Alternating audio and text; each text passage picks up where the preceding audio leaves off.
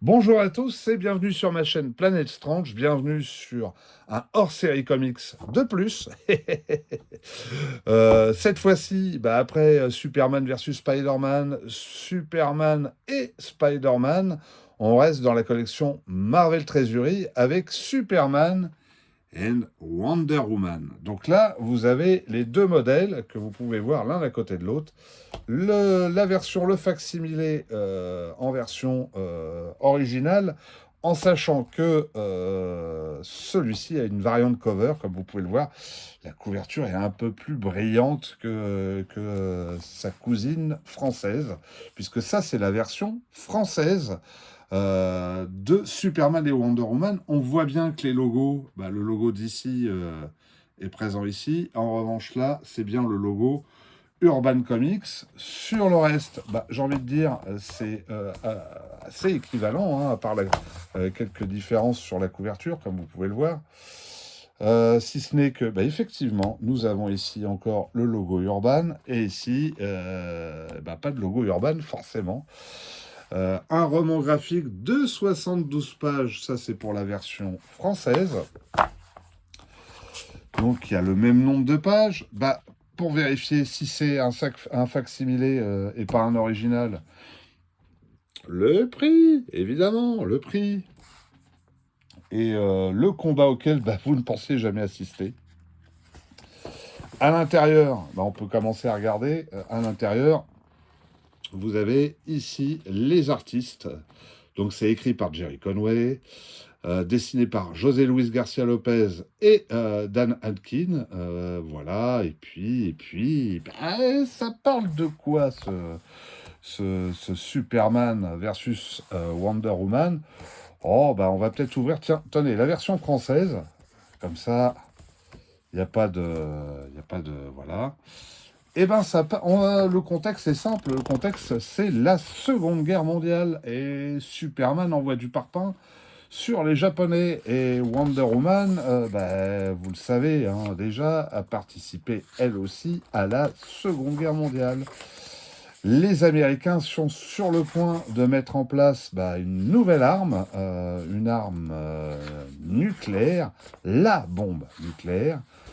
Cette arme secrète va fortement inquiéter Wonder Woman, puisqu'elle est, malgré ses attributs guerrières, très pacifiste, et comprend très très vite les enjeux de cette nouvelle arme. D'ailleurs, vous pouvez voir que nous avons ici une personnalité connue, et c'est Albert Einstein, qui doit avertir Wonder Woman des dangers et des enjeux de cette arme.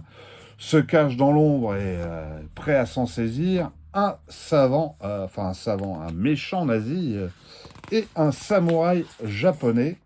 Les forces de l'Axe sont là. Qu'il est pas beau ce nazi. Regardez-moi ça.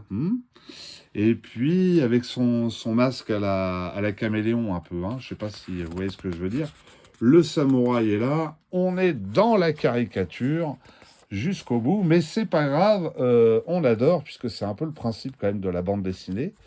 Voilà. Et puis c'est tout. Donc les méchants sont prêts à tout pour s'emparer de cette arme. Diana est prête à tout pour, même en repartant sur son île paradisiaque, avec son avion invisible, quel concept étonnant, de détruire tout ce qui pourrait faire que cette armée existe. Superman, le bon boy scout naïf, va intervenir et la castagne va démarrer. Ça va partir à coup de parpaing dans la tronche. Donc c'est assez étonnant au départ que ses alliés de cet univers se tapent dessus, mais il fallait bien une raison pour qu'il y ait une confrontation. Alors nous, lecteurs, on comprend parfaitement pourquoi Diana, donc Wonder Woman, veut détruire cette arme, puisque nous, on connaît la destruction que cette bombe atomique a faite, moins sur deux villes, puisque Hiroshima et Nagasaki, ça fait quand même beaucoup de morts. Bref, les deux s'affrontent pour ça, et Superman passe pour un imbécile naïf tout au long de ce récit, ce qui est assez logique, j'ai envie de dire. Par la suite, ils vont s'associer pour combattre les méchants de l'Axe, les super vilains de l'Axe. Et d'un autre côté, bah, on va aller voir le président Roosevelt, hein, quand même, parce que c'est important pour rassurer Wonder Woman qu'on n'utilise jamais l'arme atomique. Hein. Vous voyez, hein, ça fait ce genre de dégâts. Donc, bah, on va aller le voir et on lui dit, oh bah, vous êtes sûr, hein, vous n'utiliserez jamais cette arme. Et ce bon président va dire à Wonder Woman, jamais de mon vivant. Évidemment, il sera mort au moment où cette arme sera utilisée. Mais en tout cas, Wonder Woman est rassurée et contaminée par la coconnerie de Superman, parce que, et ça finit comme ça.